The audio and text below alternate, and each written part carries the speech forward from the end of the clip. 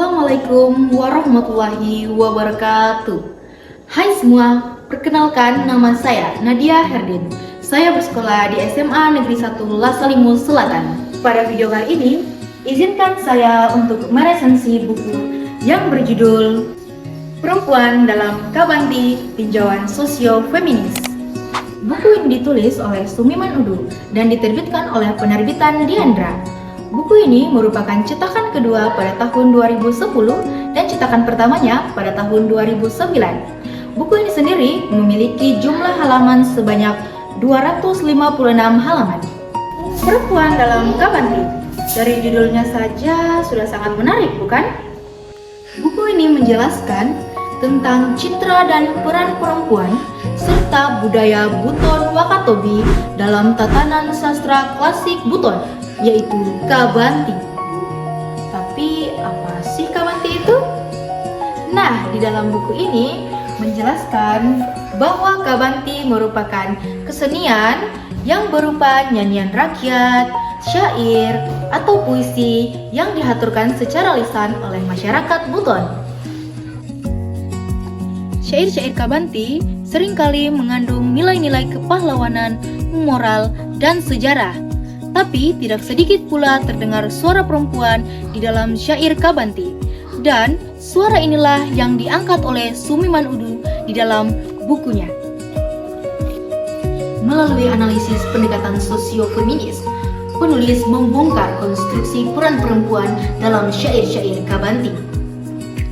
Sumiman Udu tidak hanya menerjemahkan teks, tetapi juga menganalisis bagaimana peran perempuan diposisikan, dibicarakan, dan diberi peran dalam kehidupan sosial masyarakat Wakatobi. Kelebihan buku ini, yang pertama, mengangkat sastra lokal dan menyuarakan suara perempuan lokal.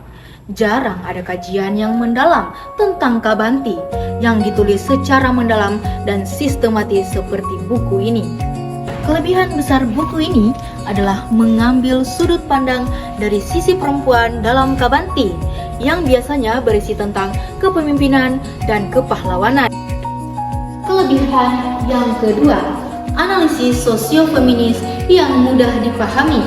Penulis tidak memakai teori feminis barat secara mentah, melainkan menyesuaikannya dengan konteks kebudayaan setempat. Yang ketiga, relevan untuk pendidikan karakter.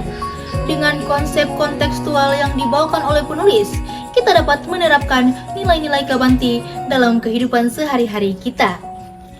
Dan terakhir, yang keempat, menjadi rujukan sumber peneliti budaya Sulawesi Tenggara. Ada kelebihan, pasti ada kekurangan, bukan? Nah, kekurangan buku ini yang pertama, cetakan yang terbatas. Buku terbitan Diandra biasanya cetak terbatas, sehingga kurang tersebar dan sulit ditemukan di toko buku. Terakhir, kekurangan yang kedua, beberapa istilah-istilah yang sulit dipahami.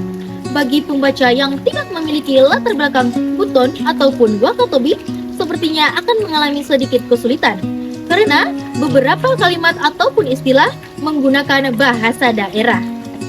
Selain itu, secara keseluruhan, buku ini merupakan sumbangan ilmiah yang sangat berharga. Melalui buku ini, kita dapat mengeksplorasi teks klasik Kabanti secara mendalam. Dengan demikian, buku Perempuan dalam Kabanti Tinjauan Sosio-Feminis karya Sumiman Udu sangat layak dijadikan rujukan bagi mahasiswa penelitian, pendidikan, dan praktisi budaya. Kamu yang ingin tahu bagaimana kehidupan perempuan Buton di masa lalu, khususnya Wakatobi? Buku ini sangat direkomendasikan. Isinya mengajak kita menyelami cara masyarakat Wakatobi memosisikan perempuan. Bagi teman-teman yang penasaran dan ingin membaca buku ini, silakan berkunjung ke perpustakaan SMA Negeri 1 Lasalimu Selatan. Demikian resensi saya Nadia Herdin. Salam literasi. Wassalamualaikum warahmatullahi wabarakatuh.